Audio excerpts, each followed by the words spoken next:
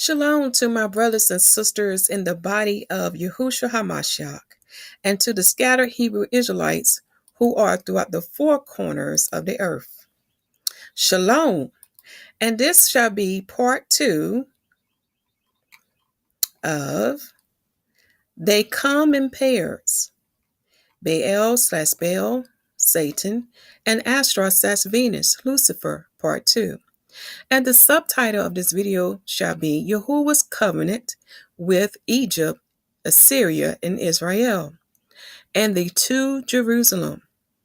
Yes, there's another great mystery, my people, that many do not know, even with the covenant that he's going to make with Egypt, Assyria, and Israel in the new kingdom, and the mystery of the two Jerusalem. But first, let me read to you the paragraph that's above the title of the video. And let me also blow this up for you so you can see it. Because see, you need to know thy enemy. Okay? And what I learned about the enemies of YAHUWAH, I learned that it comes from one root. You see, my people, they are very clever in deceiving you where you would think they're not on the same team. You see, the elite of the Illuminati, Freemasons, the Roman Catholics, and the Jewish people are on the same team, for they serve Satan, but they create confusion to keep the masses and those under them in the dark of whom they truly serve. Except the Satanist worshipers know who they serve. So by them create this confusion, you can never trace back what is the true source, what is the root of all this evil upon the earth. You see, only the top leaders, which call themselves the elite, truly know what's going on. And excuse my phone. And the people under them only have part of the story, or they are deceived by them, okay? Now, also, the Jewish people are the sons of Japheth and the sons of Esau. And there's a prophecy about them in Revelation chapter 2 and 9 and Revelation chapter 3 and 9. For the word of the Most High said they are the synagogue of Satan. Now, to understand how did Gentiles assume or take the identity of the Hebrew Israelites, and how did they come about to dwell in the Holy Land, you need to watch the video of YAHUWAH prophetic messages. For YAHUWAH is speaking himself through his messengers, and he would tell you how that happened. Okay? So now let us begin with this word. What we're first going to do, we're going to review the information from part 1. And also there's some new updated information that is added that pertains to part 1. And this video of part 1 shall be listed in the description box, okay? Now, in part 1, we learned that Baal is Satan, and he is the principality / angel / spirit over the king of the north / Gog / the son of perdition / the last antichrist. And see, he shall come out of the 7 and become the 8th that goes into perdition. He is also the prince of this world, and this world is earth, my people. For he is the prince of air and of death. He is the Lord of dung or filth, for he is the master of the unholy people / heathens. You see, my people, the unholy ones are against the word of the Most High, for they are anti-Torah, anti-Christ, anti-word, and anti-King James 16:11. So now you will understand why he is the Lord of done. Now, when you read Ephesians chapter 2, verse 1 through 9, you will learn that he is the father of the children of disobedient, and that they have his spirit in them. Take this time to pause your screen to read these scriptures. But look at the words that are highlighted as proof. For we all have sinned, my people, and we all had our conversation with Satan himself. For it was his spirit who dwelled in us, and we listened to that wicked spirit, and we committed great sins against the Most High. But also through Ephesians chapter 2, it let us know that through Yahushua HaMashiach, for by grace are we saved, and through faith. And this is a gift that comes from the Most High. See, this gift it don't come by works. It comes by faith. Because see, the Most High know the heart of man. He knew that if man could receive salvation by his works, he would boast and not give any glory to him nor honor his son. So you have to receive, in order to receive salvation, it has to come by faith. See, Ephesians chapter 2 teaches that keeping the law without believing in Christ and keeping all the laws in the land of our captivities would be a problem because we are flesh. Therefore, to fulfill it, you would need Yahushua HaMashiach. In other words, if you're trying to keep Torah without Christ, without receiving salvation, you are already damned. Also, when you learn Torah, you learn that from what I have been told, there are 613 laws, commandments, judgments, and statutes. All right? So when you learn all 613, you learn that it is very hard to keep some of them in the land of our captivities, such as wearing fringes. For we learn in the word that our fringes are supposed to be like the fringes of an eagle. For your fringes should come out arm's length and go down to your legs, as well as around the borders of your garments. And our brother Glad has an excellent picture of that. And on my YouTube page, let me see, can I find a picture of it? There's a video about that will give you more insight on how your fringe is supposed to look. But when you find out how they are supposed to look according to the word, you begin to realize, hey, that might be kind of difficult for me to do it on a daily basis. Another area to look at is read Numbers chapter 28 and Numbers chapter 29. Look at all the different sacrifices that we are supposed to keep during the Most High holy days. So you see that some of the laws we cannot fulfill because we are in the land of our captivities. We have no high priest. We have no holy temple. Nor do we have the holy temple, holy things in the earthly realm.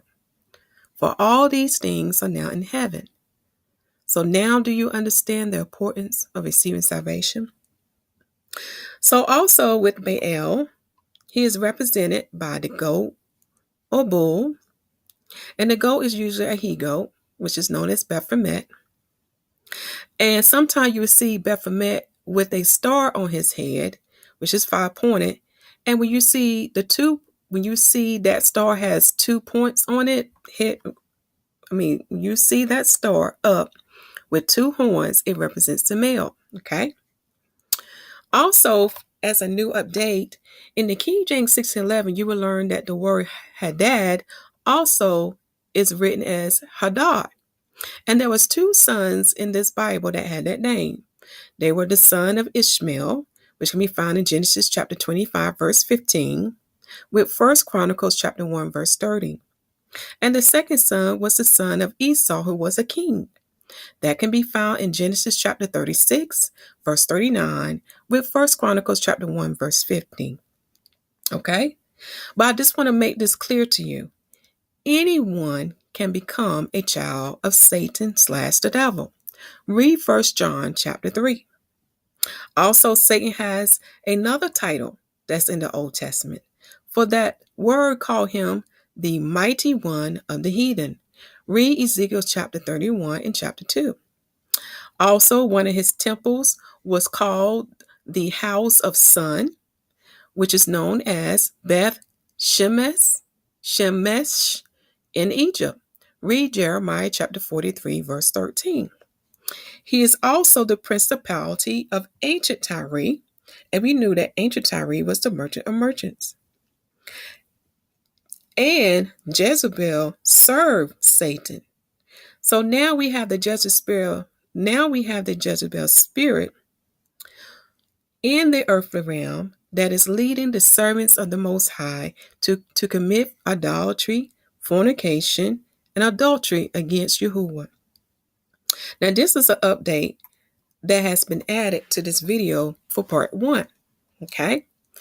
When you read 2 Enoch chapter 18, you will learn that Satan is the prince of the Gregory. That was the word I was looking to spell correctly. Now, to give you some more insight about them, they have a human appearance, and they are greater in size than the giants that was upon the earth. Okay? And they are in make sure I got it right. They are in the 5th level of heaven, okay? Which is right here. You see right there.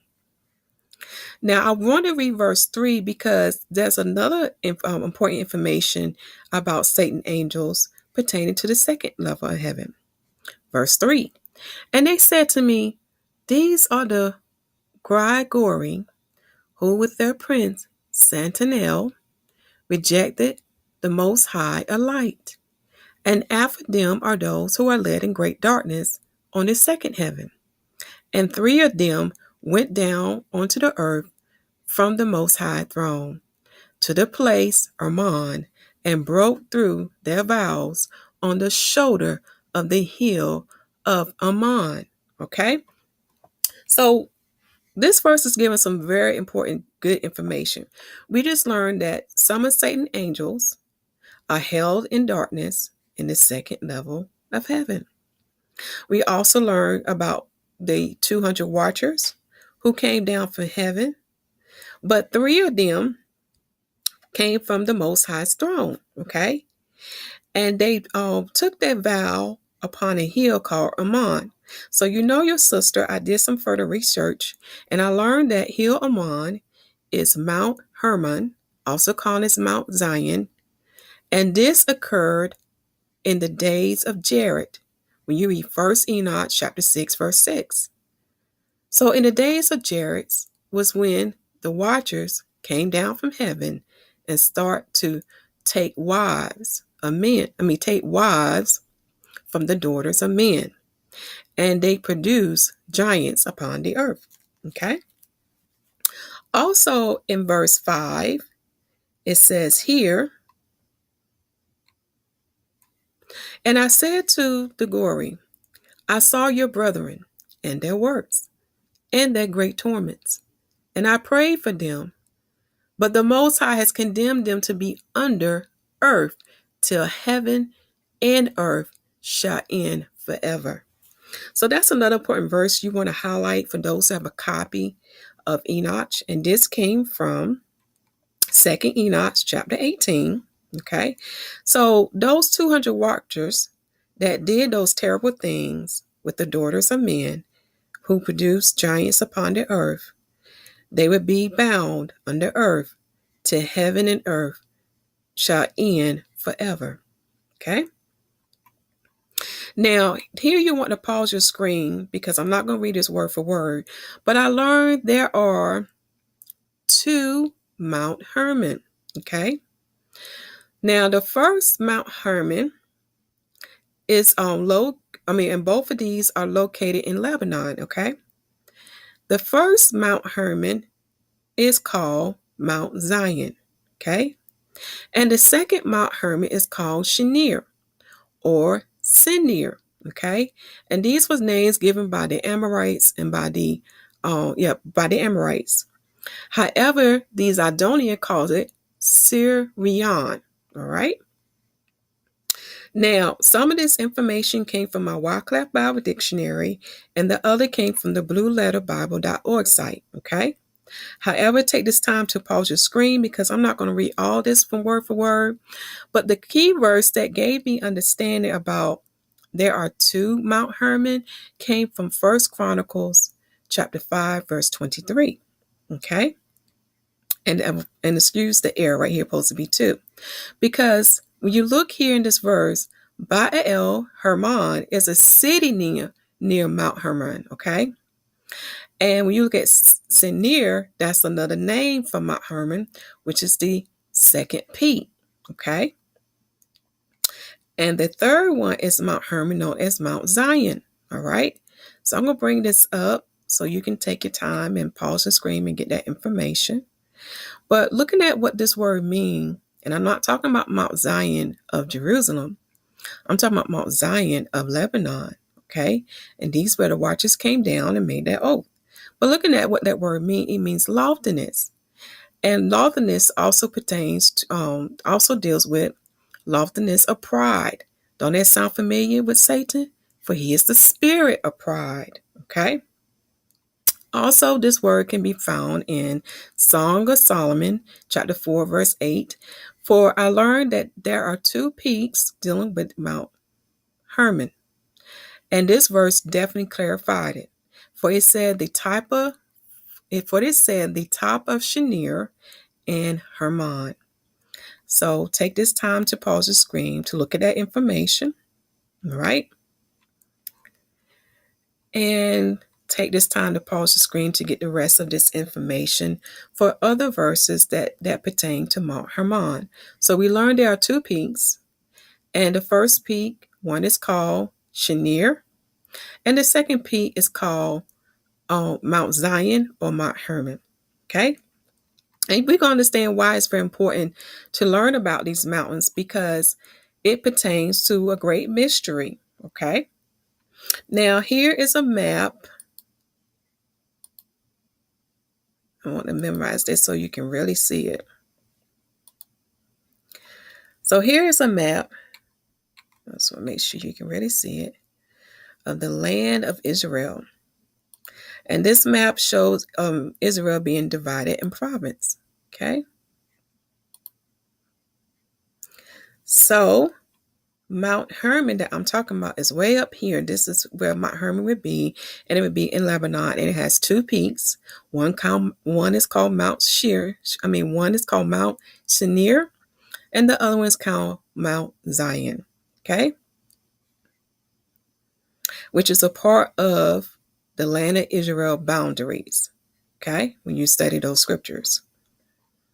Now let me blow this back up.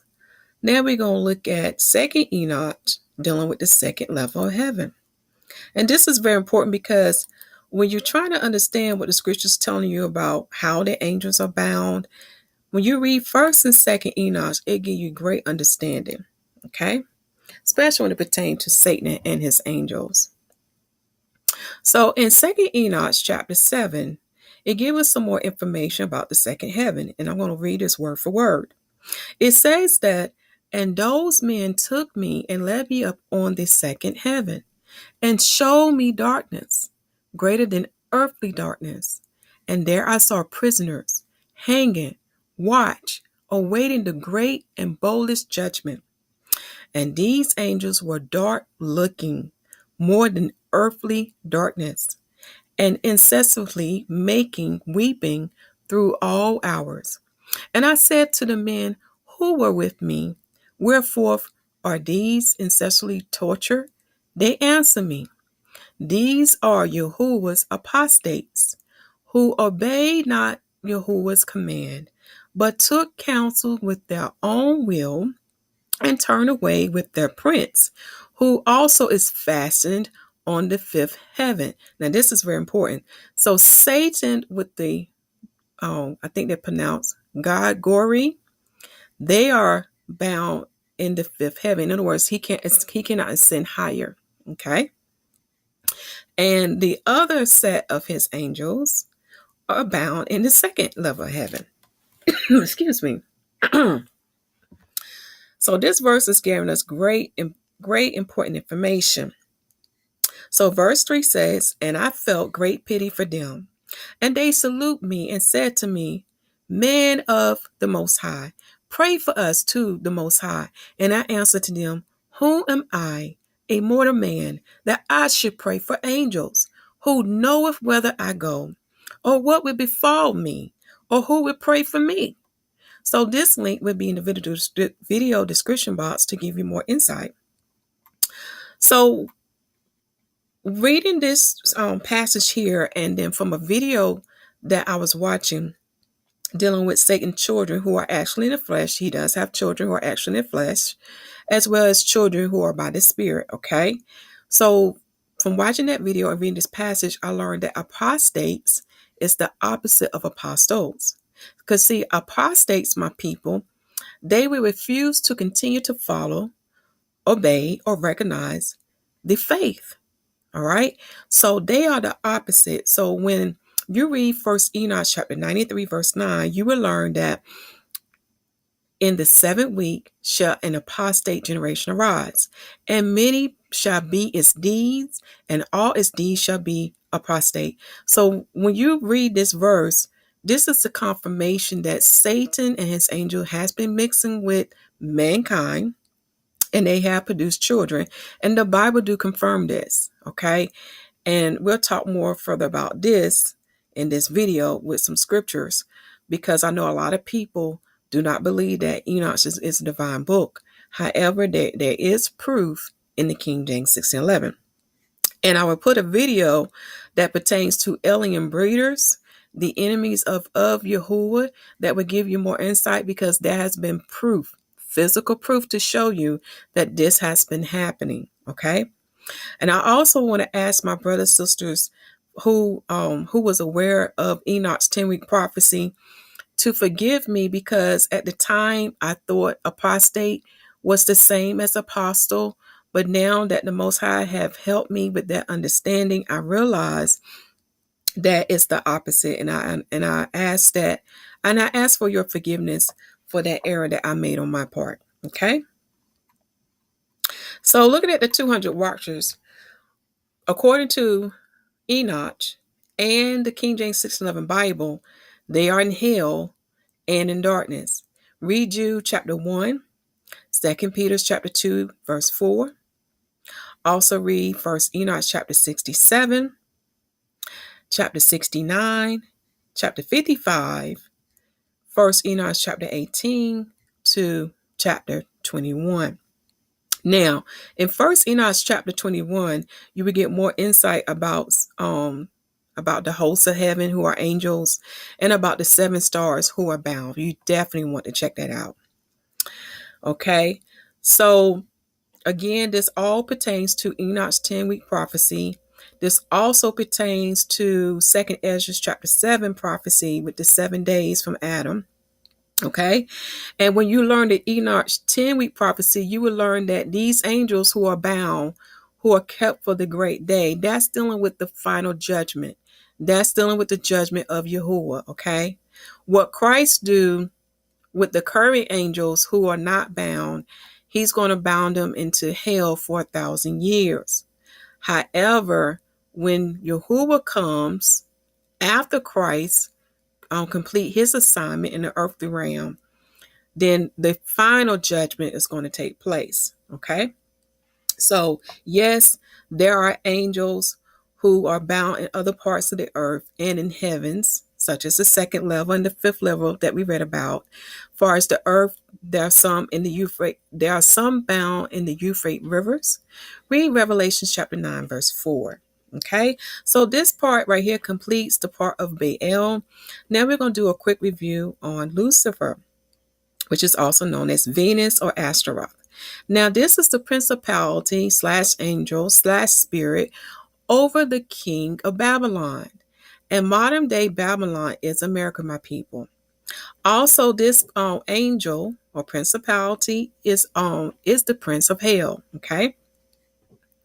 Now, when mankind worship this principality, it often has the title of the Queen of Heaven, the Queen of Babylon. And today we can see an idol being made of this spiritual deity that comes in the form of the white and black Virgin Mary. Okay. Now, this is the reason why we celebrate Easter, because of them worshiping Venus. Okay.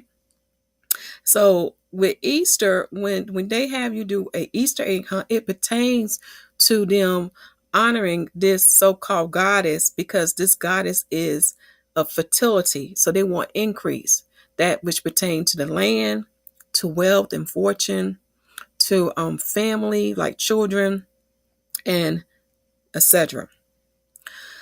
Also, in Deuteronomy chapter 28, which was prophesied that the Hebrew Israelites will follow the ways of the Gentiles. And we can see that evident today with them keeping these pagan customs of the Gentiles, like Christmas, Easter, Valentine, Thanksgiving, Halloween, and many others. Okay. Now, Lucifer animal is the dove, and it represents the Antichrist spirit. Okay, so when you read 1 John chapter 4 verse 3, this is why you need to test every spirit. I don't care if it's an angel, I don't care if it's man. You cannot see their heart. I'm not talking about heart, I'm talking about spiritual heart on whom they serve. So you have to test every spirit, whether they are angel of the heaven or of the earth, or if they are man or woman. You are supposed to test them. Now, this picture that you see here is evidence and proof that this person here, by the name of Dr. Owar, is not a prophet of the Most High. He is a prophet of Baal. Okay, and check the video description box about this prophet here. Okay, and the video description box will have, let me see, can I find it? This video about him to give you more insight, because I'm letting you know no prophet of the Most High will have any graven images, because it's go against Torah when you read Deuteronomy chapter 5 and Exodus chapter 20. Okay, nor will he have any image of Baal. So when you see that video, you understand what I mean. Now, this picture came directly from his video, my people. Okay, it came directly from him. And notice the lights. And notice the dove that sit upon the world. He's telling you in so many words whom he serves. But it's up to you to believe the picture, and not to be deceived by their powers, wonders, and miracles, as prophesied in Matthew 24. For Christ told us that many would come in his name, even preaching salvation and repentance. But you have to look at their spiritual fruits. Okay? So when you read Matthew chapter 3, verse 16, and this is a clear description of how the Most High give you an analogy in how we should not make graven and how we should not make graven images. When you read Matthew chapter 3, verse 16, you will learn that, and YAHUWAH, when he was baptized, went up straightway out of the water, and lo, the heavens was opened unto him, and he saw the Spirit of the Most High descending like a dove and lightning upon him. So it's two characteristics. But what you see, what the Gentiles have been doing, who are in ignorance, or what the heathens have been doing, they have been taking the Most High word and making these graven images and not reading the whole volume of the book. For the word said that the Spirit of the Most High descended upon the Yahushua HaMashiach like a dove, and lightning upon him. So this sign has nothing to do with Christ nor with the Most High. This sign is letting you know it has dealing with the Illuminati, and that Dr. Owar is a prophet of Satan. And this is about world control and domination. And they're going to bring you a false and they're going to bring you the Antichrist spirit. Okay. So looking at the structure of Satan Elohim head, we learned from part 1 that that structure is made up of an El. You always have a hell god, like the main chief. Then you have Baal, and usually represented by his son. Okay. And then you have Ashtaroth, who's in a company with Baal. And it's usually represented by a queen or mother. All right, so that's what we learned from part 1. Now, I'm not going to read all this word for word, but take the time and pause your screen because we learned that the ancient Egyptian had the same setup with Osiris, Isis, and Horus. We also learned that with the Eye of Horus, it was a pagan symbol, a heathen symbol used for protection and for powers. Okay, let me read this part word for word. It is an ancient Egyptian symbol of protection and royal power from deities. So they use this symbol to gain power and to have protection. Okay. Also, it was done in the ancient Babylonians with Nimrod, his own. Now, this is not his son. His son was a bastard, okay, because his wife had an affair, okay, but with another man. And his wife was also his mother. So Tammuz represented the son, and his wife slash mother was Marius, known as Ishtar, known as Venus, and which represented the queen or mother. Okay. Now, new update, I learned that in the ancient Babylonian, Tammuz original name, because Tammuz is Hebrew, but in their language it was Damu, which come from the Sumerian. And Damu means dam or blood, okay? Then later on, his name was changed in the Babylonian language. It was changed to Damu Zai. And then in the Hebrew, it was changed to Tammuz. But in the Greek and the Roman, they acknowledged him as Adonis, okay?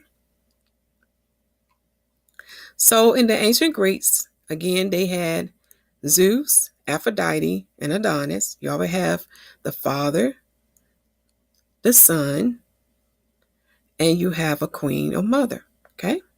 In the ancient Romans, you have Jupiter, Venus, and Adonis. Again, you have the father, which was Jupiter, Venus, who was the queen or mother, and Adonis, who was the son. Which brings us up to date to the Roman Catholics. For they have what? Father the God. All right. And then they have a black Virgin Madonna with a baby in her hand. So you have a mother and son. Now, it can come in black or white, my people. Now, when you go to wikipedia.org, you will learn that in overseas, when you look at Europe, they have a black version. And many people are deceived because they think that's Christ and his mother, because the Bible tells us that Christ and his mothers are Negroes. They're black. However, those idols and images you see of a black Madonna is not Christ and his mother. It goes back to Nimrod. It goes back to Tammuz and Nimrod's wife, the queen of Babylon, the queen of heaven. Okay. Now, I also want to put this here because even their Pope of the Roman Catholic Church, people will call him the Holy Father. But what did the word tell us? The word tells us that we are not to call any man master nor father. Now, I'm not talking about father. I'm talking about as it meaning to be a master or a ruler. I'm not talking about the one in Deuteronomy 5. Because the one you call your father upon the earth is the one who actually was the seed giver to bring you forth. Okay. So again, with the English language, we have to look at how the word is used. Okay. But for the Pope, we should not call him Holy Father because he is not the master. He is not the leader. He is not the El. Okay. He's just a man in the flesh. Read Matthew chapter 23, verse 7, and read chapter 2, verse 12. Because verse 12 tells us this: and whosoever shall exalt himself shall be abased, and he that shall humble himself shall be exalted. So those who lift themselves up, you're going to be brought down low. But those who humble themselves shall be lifted up in the new kingdom. It's another mystery that many people don't understand. Now this brings us to the part about the True Jerusalem. Now you want to get your pencil and paper to truly understand this mystery. Not everyone going to know about it, but only the servants of the Most High. So by studying Baal and Lucifer, known as Venus, it's very important because then we'll understand this ancient city that was built by Hadrian. Okay. For in the Wikipedia, under the title El for deity, you will learn that Saturn represents the father of heaven, which is El. And his son was Haddon, because Haddon is the original name of Baal. And that name represents the father of the earth, known as, and the planet for him is Jupiter. And again, Baal or Haddon is represented by a bull who has horns on his head. And that's a reason, because when you see a bull with horn in his hand, it represents a leader, a king. Okay, so this brings us to this picture here. I'm going to blow this up so you can really see this, because now we get into a deep conversation about the two Jerusalem. So you want to get your pencil and paper ready.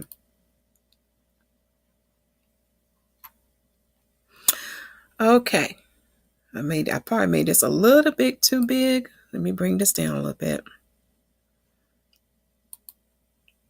Okay, here is a picture of an outline of Aelia Capitolina that was built by Hadrian. Now, when you read Revelations chapter 8, you will learn that the two witnesses, who are Enoch and Elijah, shall come to Jerusalem and prophesy for 3.5 years. Now, here's the mystery that many miss in verse 8. For verse 8 says that the place where they're going to die, or where their bodies shall lie, is also called, spiritually, is called Sodom and Egypt. And it's the reason why it's called Sodom and Egypt. Because here in Aelia Capitolina, they built a temple of Jupiter, and we just learned that Jupiter represents Satan, which is Baal. And they also built a temple of Aphrodite, and we learned that Aphrodite represents Venus, which is Lucifer. Okay? And this is the current location of modern-day Jerusalem. You're probably saying, what? Yes, this is the current location of modern-day Jerusalem. When you compare this outline to this outline, and they have found ancient relics of Aelia Capitolina under the old city Jerusalem. Where you see Temple Mount today is where the Temple of Jupiter is. Where you see the Holy Sepulchre Church today is where the Temple of Aphrodite or the Temple of Venus is. Do you see how do you see how and why this place is spiritually is called Sodom and Egypt? But there's more. Okay. Let me bring this picture down so you can see a Temple Mount.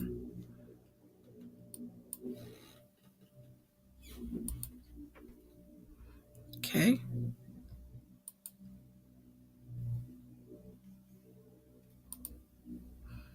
Here we have a picture of Temple Mount. Okay, and I got this from Wikipedia. You can go to wikipedia.com to get this picture. All right. And this modern day Jerusalem is fulfilling the prophecy that is written in Daniel's chapter 11, verse 40 to 45. Now let me blow this back up.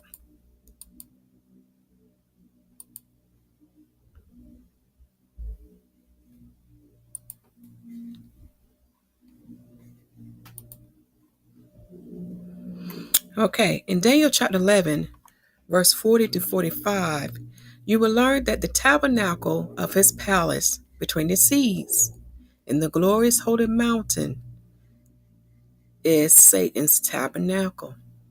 Now do you see how Revelation 2 and 9, 3 and 9 is coming more insight?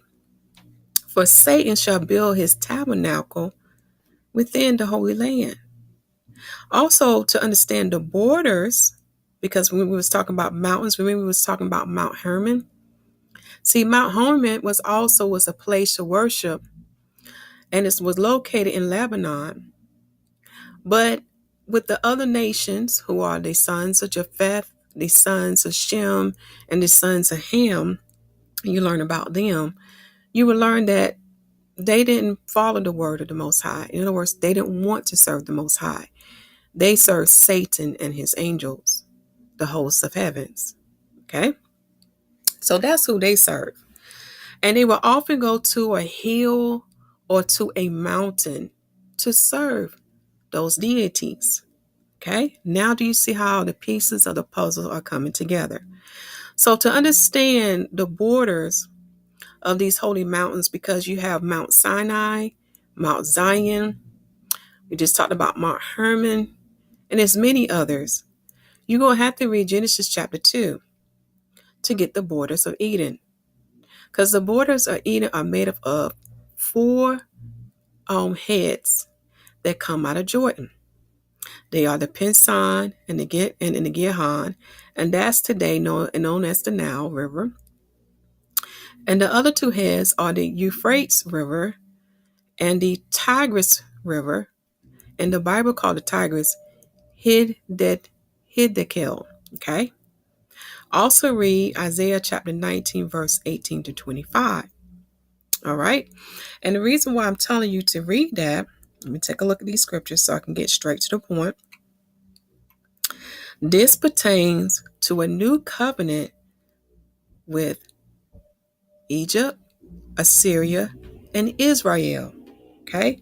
And I'm going to read this word for word because it's a great prophecy that many are not talking about that should happen. All right? Isaiah chapter 19, verse 18. In that day shall 5 cities in the land of Egypt speak the language of Canaan and swear to the Most High hosts. One shall be called the city of destruction. In that day shall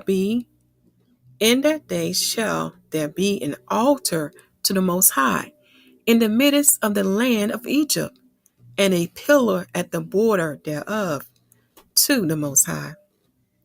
And it shall be for a sign and for a witness unto the Most High of hosts in the land of Egypt.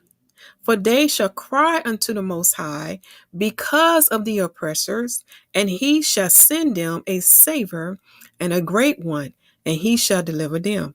Now we know that this is talking about Yahushua HaMashiach, because when you read Daniel's chapter 11, verse 40 to 45, you know that the last Antichrist shall overcome Egypt.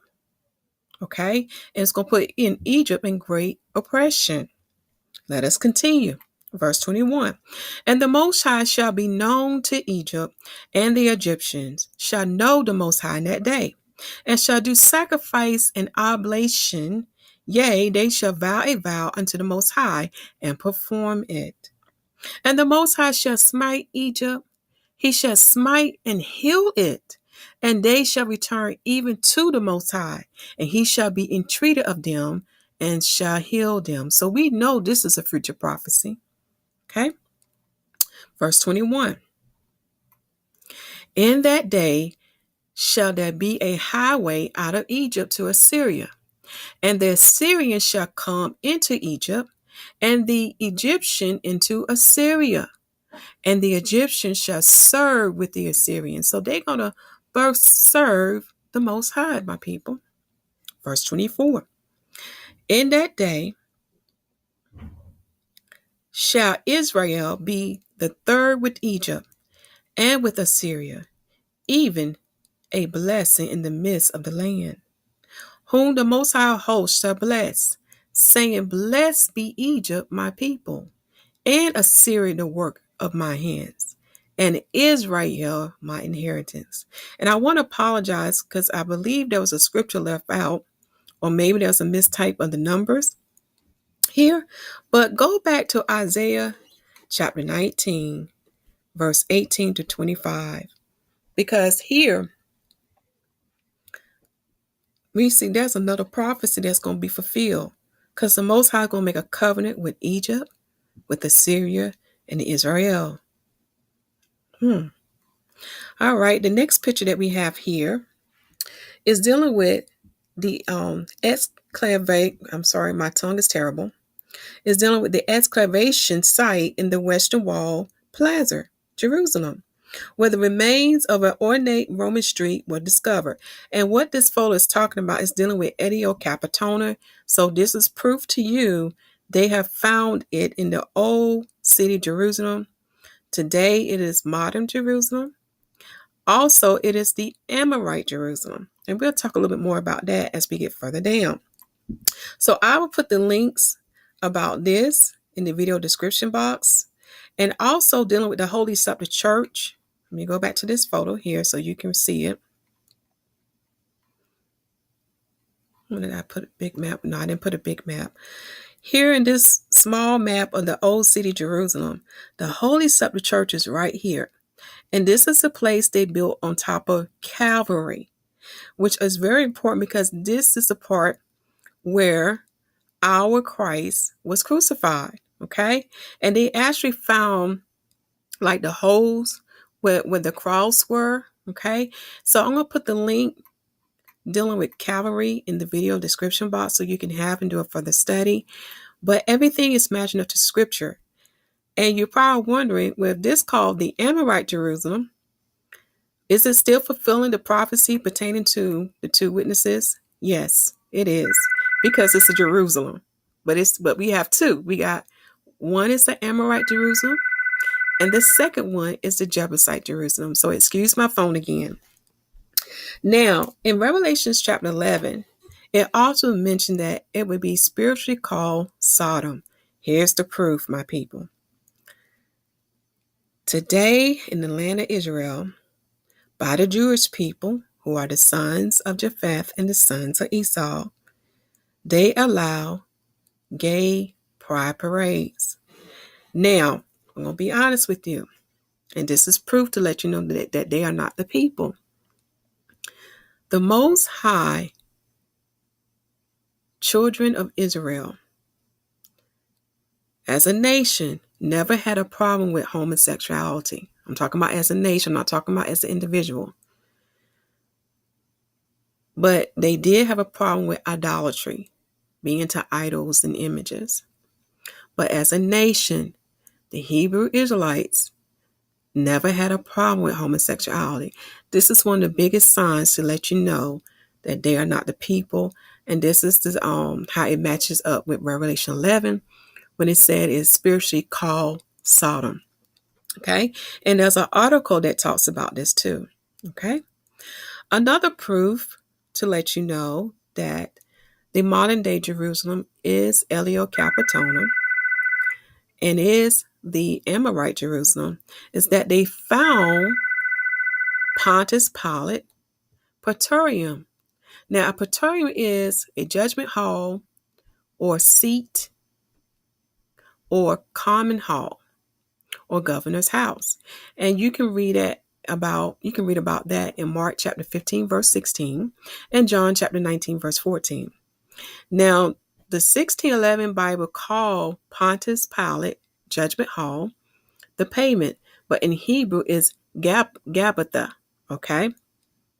Now, today it can be found in the Museum of David. Okay. And it's near Calvary, which again is matching scriptures in Revelation 11. All right. And again, Calvary is located under the Holy Sepulchre Church, where the ancient temple of Venus of Aphrodite, the ancient temple where, I'm sorry, my tongue getting twisted, where the ancient temple of Venus / Aphrodite was built. Okay. Do you see how all the pieces of the puzzle is coming together? So I'm going to put links in the video description box that talks about Pontus Judgment Hall being found at the Tower of David Museum. Okay. And the article below that I took a photo of is dated for January. That would be 2015. And let me see here. And this is the photo of that. For it says that this underground complex at the Tower of David Museum could have been the site of the trial of YAHUWAH. Okay? And it says in the article that the Israeli government backed or archaeologists believe they have found a site where the trial of Yahushua before the Romans were held, a location near the Tower of David Museum in Jerusalem. And they're talking about modern day Jerusalem, okay? The trial of Yahushua, where Roman procurator Pontus Pilate sentenced Christ to death, is believed by some to have taken in a part of Herod's palace. Yes, this is the second piece of this mystery. This is another piece, a mystery that pertains to modern day Jerusalem. For those who have a copy of the works of Josephus, you will learn that King Herod the Great built many palaces within the land of Israel. And this palace that they're talking about now, where Pontus Pilate Judgment Hall is located near the Jericho area. Okay. Now, many mistake that the palace that they see now in modern day Jerusalem, they think that is the actual Jerusalem because of those ancient relics. They're not aware that Herod built a lot of things in the land of Israel. So in that area, picture this. First, you had King Herod to build and built his palace there, where you see where it was once located in modern day Jerusalem. As time go by, Pontius Pilate uses Herod's the Great Palace for his judgment hall. Then time go by. So probably when Hadrian came on the scene, he had assumed that that place was Jerusalem because probably whatever ancient ruins that was there. Okay. So he built Aelia Capitolina on top of that site. So do you see how all this is adding up? Definitely get the work of Josephus because it will give you great understanding about these mysteries too. I'm going to read the next paragraph. But its exact location and the route taken by pilgrims from the trial to where Yahushua was crucified and buried, known as the Via Dolorosa, continues to be hotly debated by archaeologists, historians, Christian spiritual leaders, and scholars. But I went online by Google Maps and I mapped this out. And when you map the distance from Pontus Pilate Judgment Hall, which is located near the Tower of David Museum, to the Holy Sepulchre Church, it is near compared to where the true Jerusalem is. And I highly recommend that you go back to the scriptures and read and pay attention to what the word is telling you, because notice that the word does not specify that his crucifixion took place outside the city of Jerusalem. The word only states a city. But notice prior above that in the word, notice that they took him to Pontus Pilate Judgment Hall. When you find Pontus Pilate Judgment Hall, that's where you can find where Christ was crucified, which is in modern day Jerusalem at the Holy Sepulchre Church. Okay? Now here's another picture. Here's another picture of the citadel dealing with the Tower of David, or what they call the Tower of David, with the archaeological finds in its courtyard and the Ottoman minaret as it appeared today. And this came from Wikipedia.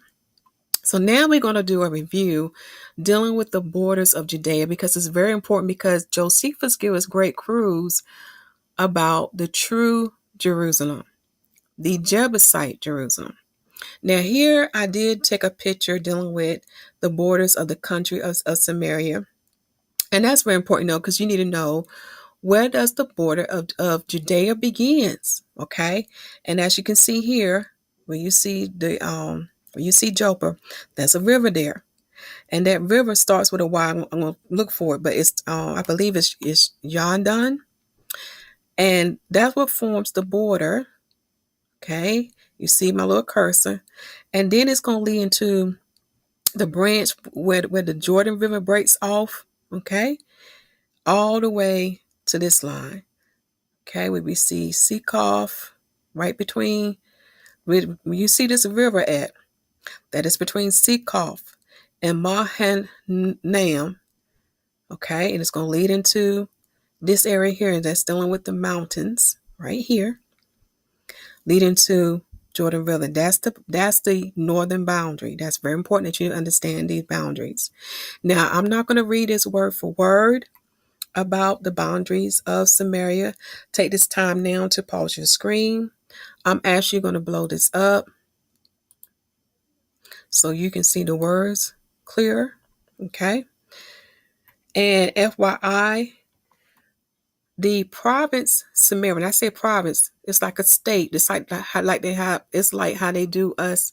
It's like how they do the countries today. That was divided in states, right? That's what the Romans already did. So with the province of Samaria, it is bound by the following. To the north, you have Jezreel Valley, which is the plain of Esdraelon in the country of Galilee. Then to the east is bound by the Jordan Rift Valley, known as the Arabia. To the west, it is bound by the Cameron Ridge in the north and the Sharon Plain in the west. And to the south is bound by Judea mountains, which has no clear divisions among them in the area of Samaria and Judea. It's very important to know these boundaries. Now we're going to look at the province of Judea, which is very important. Because a while ago, we talked about this map, and I'm going to minimize this so you can actually see this map, because it's very important that you see this.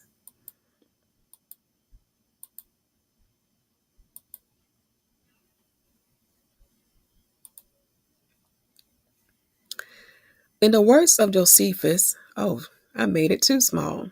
Sorry. Let's try that. Let's see if that works. Okay. In the words of Josephus, it specifically states that the true Jerusalem is the navel of Judea. In other words, it's in the center of Judea. Now, modern day Jerusalem is located here. You see this dot right here. So when you can look at this by your naked eye. You can tell by this. If you come from the northern border of that's between Samaria and Judea, and you come down here to modern day Jerusalem, that's nowhere in the center. Because see, the border of the land of Israel is bordered by the Jordan River and the outer border of the Dead Sea and the Arabia right here. That's the plain. Okay. And the same thing over here is bordered by the Mediterranean Sea. And I have a picture of the southern part of the land of Israel. It's very important that you see that. Okay. And then you see the province of Galilee. So you can understand this boundary. But just looking at this by the naked eye, according to the words of Josephus, the true Jerusalem should be like in the middle. It should not be higher up. That's one definite proof. Okay. Now we're going to look at the southern borders of Judea, which is very important. The southern border of Judea will start with the river of Sihor, which is known as the river of Egypt. And then it will go towards the land of Arabia unto the borders of Edom. So it comes way out here. And FYI, for those Bibles who have those biblical maps, most of them are not correct, dealing with the land of Edom. The land of Edom was in Arabia on this side of this area. It was not in the land of Canaan that we call Israel. It's very important. Take this time now to pause your screen And I'm going to see, can I blow this map up for you? So that way you can truly see the borders.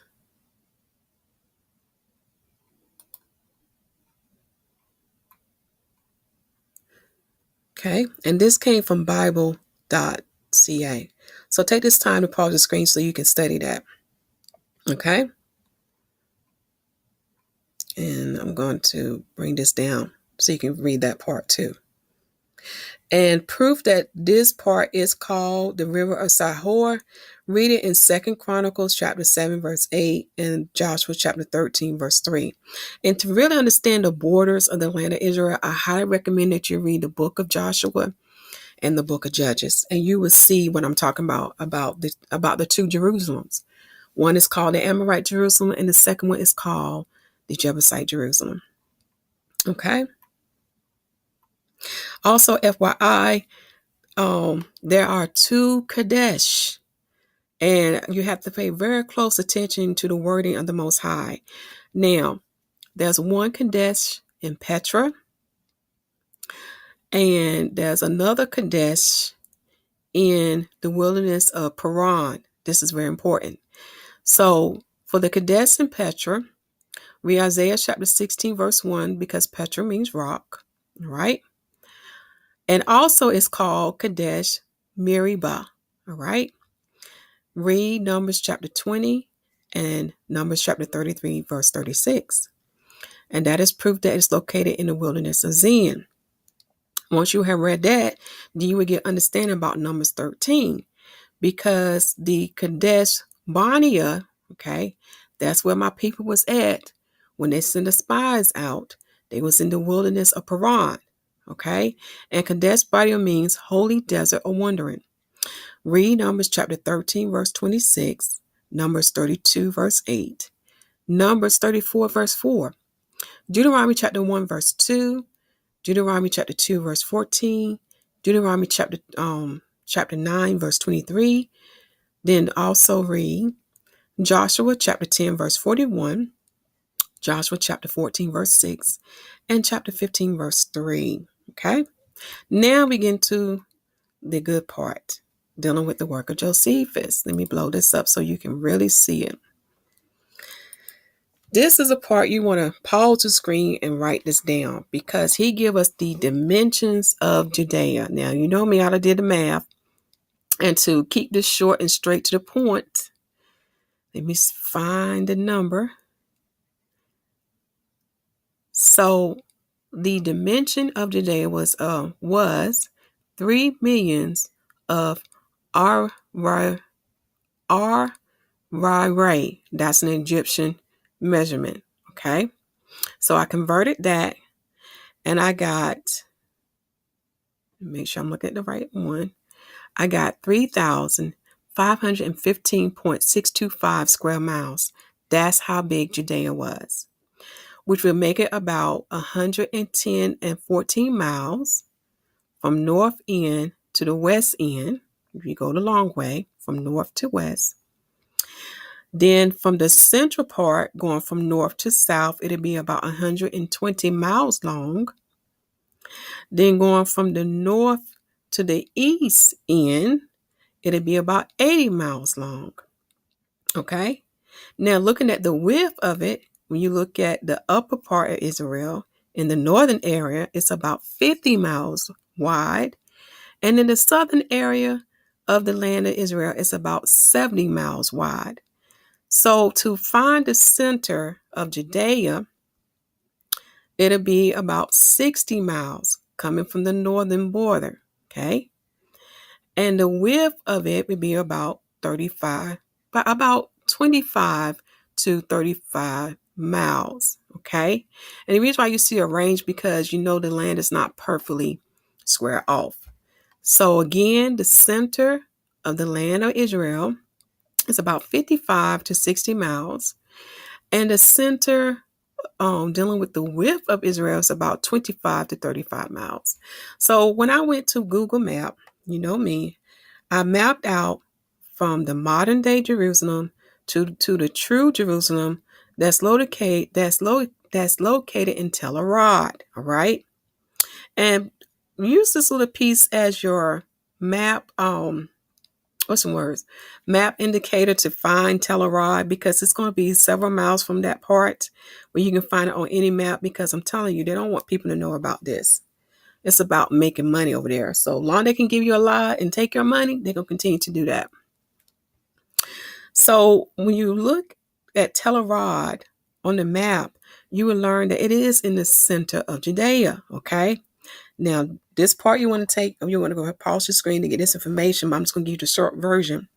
When you look at the distance between modern day Jerusalem to Tel Arad, you'll get about 48.8 or 49.6 miles. Okay. So roughly about 50 miles, which is very important. Because what I did, I went and looked at some maps, and I want to bring this to the part where you can, to get the distance of modern day Jerusalem from the northern border. Let me show you that northern border that I'm talking about. So I did a distance from this area to this area. Okay. I looked at some maps, and I got about, let's see, can I find what that area is? So you can see. I got about 22 miles looking at this paragraph. Modern day Jerusalem is about 22 miles. Okay. So because I knew the distance of modern day Jerusalem to Tel Arad, Israel, which is about 50 miles. Okay. I added that number to 22, which gave me a range from going from the north to the center. It's about 59 to 62 miles.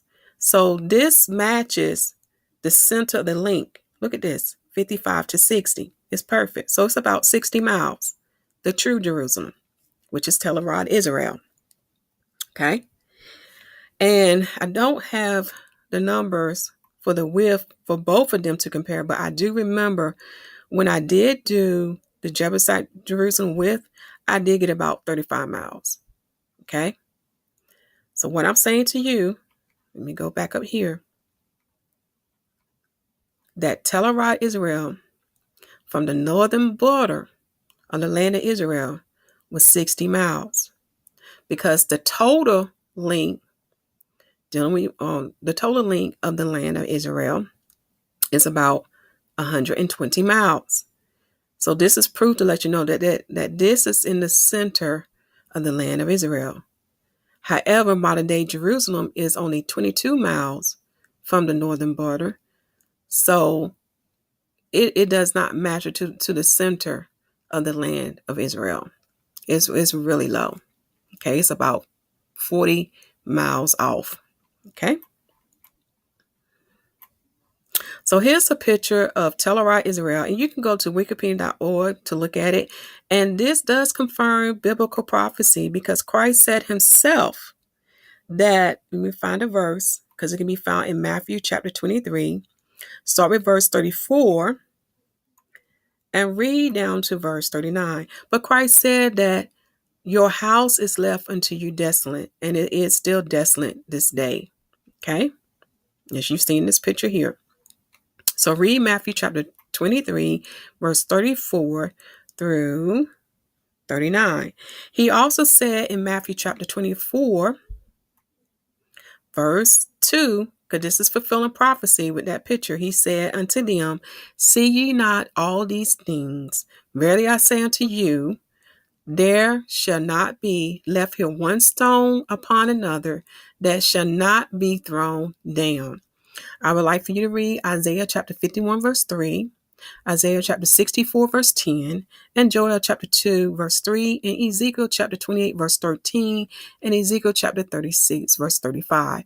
Because the true Jerusalem, which is the Jebusite Jerusalem, which is called the city of David, should be desolate. Okay?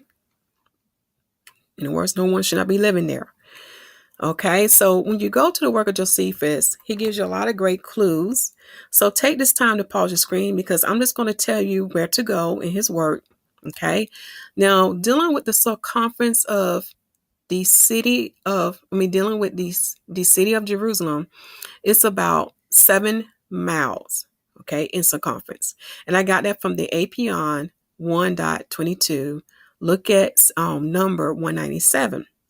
I also learned that the lower city of Jerusalem is in the shape of a moon crescent. Okay, that's something else very important. And also, when you read the book of Judges, chapter 1, verse 16, you will learn that Moses' father-in-law went up out of the city of the palm trees with the children of Judah into the wilderness of Judah, which lie in the south of Arad. So this is why you would see on any biblical map, when you go to Arad, it's going to be in this area, like near this area. Okay.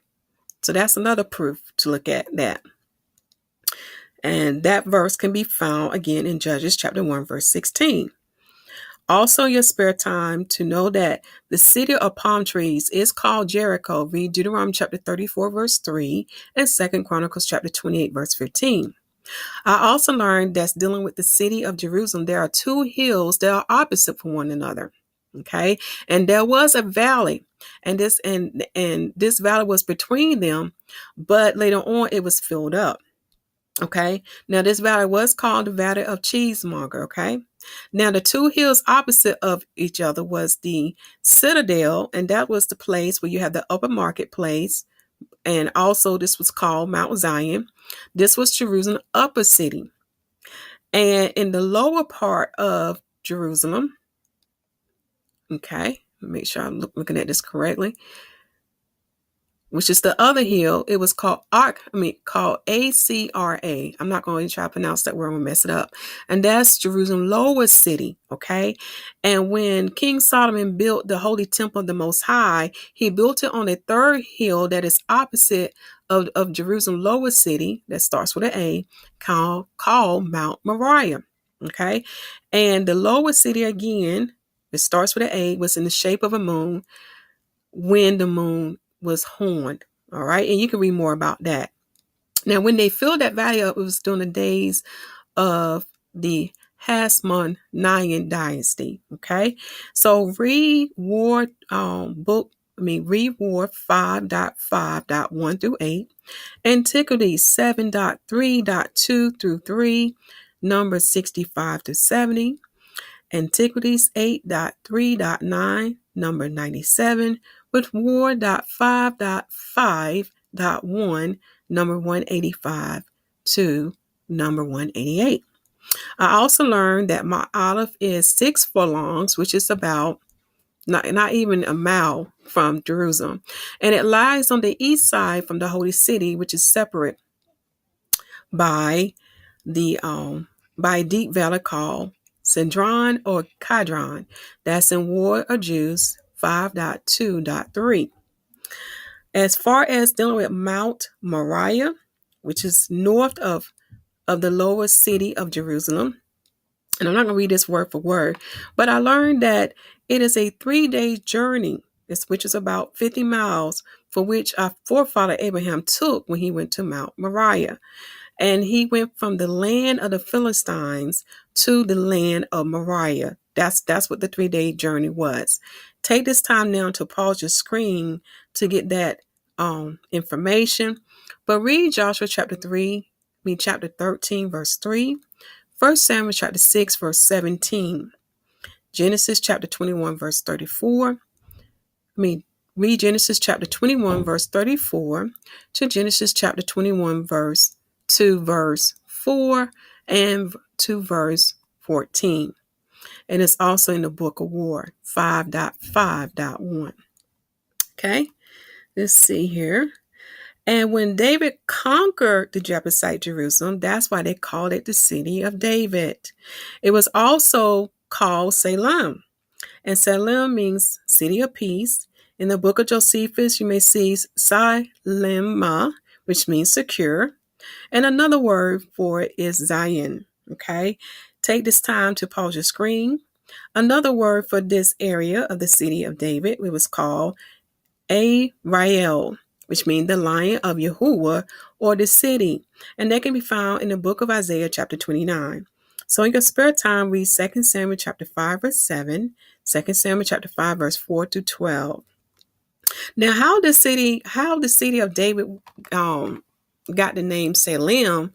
Okay, it came from Melchizedek, because he was the first one who built Jerusalem, and he was the righteous king of Salem among the Canaanites.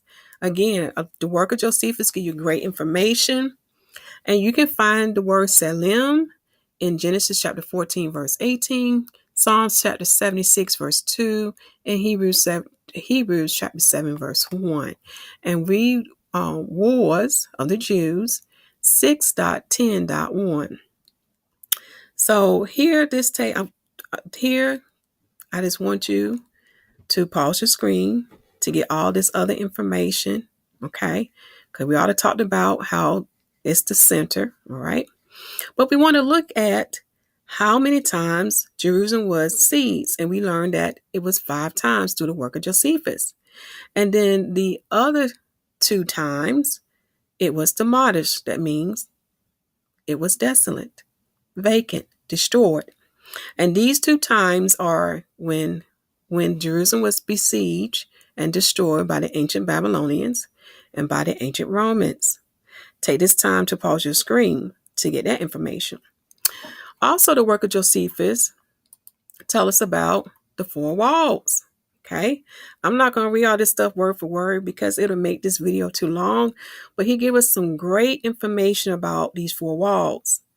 And this is the reason why Jerusalem was so well defended, because of the walls. However, when you read about the 4th wall, you would come to find out it was not built as strong as the other 3 walls. And that's how the Romans was able to conquer Jerusalem and destroy it. Okay, so take this time to pause the screen to get that information. And pause your screen for this information. And that 4th wall was called Bezathoth in Hebrew, and that means the new city. Okay. Now we come into a beautiful picture that one of my sisters have done pertaining to the 2 Jerusalem. So you can actually see it and compare. Take this time to pause your screen to read that. But the main purpose, sorry about it, it's taking a while. You know how computers do. The main purpose of this photo is to give you an idea of how these 2 Jerusalem are different. So the Jerusalem of the north, which is the Amorite Jerusalem, also known as Aelia Capitolina, also today is called modern day Jerusalem, is a place where the 2 witnesses shall appear and prophesy for 3.5 years. And there they shall be killed. And after 3.5 days, they shall be resurrected and go back to heaven. The vacant Jerusalem, which is the Jerusalem of the south, is the true Jerusalem. That is the place where the Most High is going to gather and bring his people, the Hebrew Israelites. And you can read about the prophecy about that in Ezekiel chapter 20, verse 33 to 44.